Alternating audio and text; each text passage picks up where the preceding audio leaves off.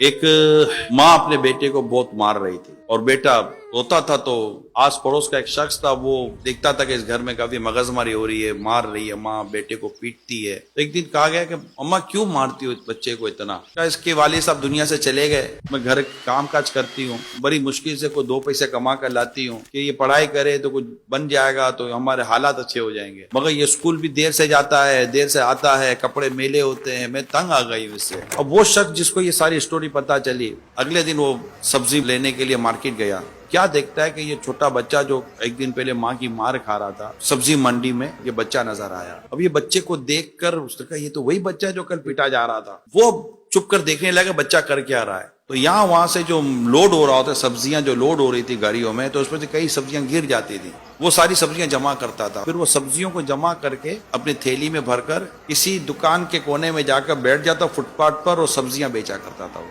अब वो आदमी उसको फॉलो कर रहा है, यार स्टोरी क्या है। अब स्टोरी ये है कि वो जैसे स्कूल गया तो अब लेट पहुंचा दोबारा, तो उस्ताद साहब देखा हाथ निकालो, हाथ निकाले, उसकी मार पड़ी, वो रोया। तो वो आदमी उसको हमदर्दी पैदा, बोला सर क्यों मार रहे हैं आप इसको? कहा ये रोजाना लेट आता है, इसको रोज मारो, रोज लेट आता है, रोज मारो, रोज लेट आता है। तो बंदा है, गधा है, मानता ही नहीं है कोई बात। तो अब उसकी समझ में तो सारी कहानी आ गई थी कि ये है क्या। उसने टीचर को कहा कि आप एक काम करें, मैं आपको इंशाल्लाह इसके ताल्लुक से कुछ बयान करूंगा। अगले दिन इसकी माँ ने फिर से मारा पीटा, वही कपड़े मेले करके और सारा हिसाब किताब बनाकर वो गया था। उससे इसकी अम्मा को कहा कि उसको मारो नहीं, मेरी बात सुनो, मैं आपको कुछ बताना चाहता हूँ। फिर वो बच्चा सुबह जब स्कूल के लिए निकला तो उसने इसकी अम्मी को कहा कि आप फना जगह पर आकर देखे क्या हो रहा है। तो उसकी माँ कहीं चुप कर अब देख रही थी बेटा क्या कर रहा है। इससे फोन करके उस्ताद साहब को बुलाया, टीचर को, कि जरा आकर देखिए कि बच्चा क्या कर रहा है। अब दोनों कोने में कहीं अलग अलग प्लेसमेंट कर दी और चुप कर देख रहे थे। तीसरा ये आदमी था जो इनको दिखा रहा था। अब बच्चा वही रूटीन, वही सब्जियां जमा करना, सब्जियों को थैली में डालना, सब्जियां बेचना, कपड़े मेले हो जाना। फिर वो लेट गया स्कूल। अब वो टीचर तो देख ही रहा था, उसे पहली बार देखा था कि हो क्या रहा है बच्चा, यार ये तो मजबूर है। जैसे बच्चा स्कूल गया, जाकर इसने क्लास के अंदर बेंच पर अपना बैग रखा, सर के पास गया, हाथ निकाल दिया, मारो। वो मारने के बजाय वो टीचर ने बच्चे को अपने सीने से चिपटा लिया, खूब रोया।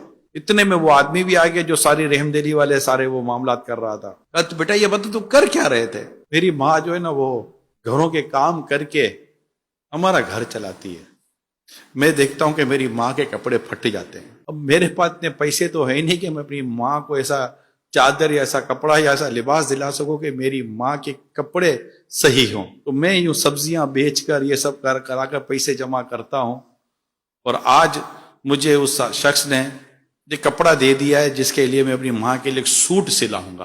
कहा बेटा फिर इसकी पेमेंट कहां से करो? कहा भाई इसी तरह सब्जियां बेचता रहूंगा, फिर सिलाई के पैसे दूंगा और अपनी माँ के लिए मैं एक लिबास दूंगा ताकि मेरी माँ अपने बदन को सही छुपाकर लोगों के घरों के काम कर सके।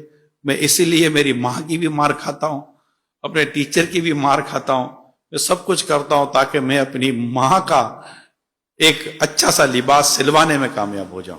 गरीब घराना अपना घर कैसे चलाता है ये बाद वक़्त हमें पता ही नहीं चलता। ये सफेद पोश फैमिलीज की स्टोरीज होती हैं। ये वो लोग नहीं होते जो सड़कों पर जाकर मांगने के लिए कोशिशें करते हैं।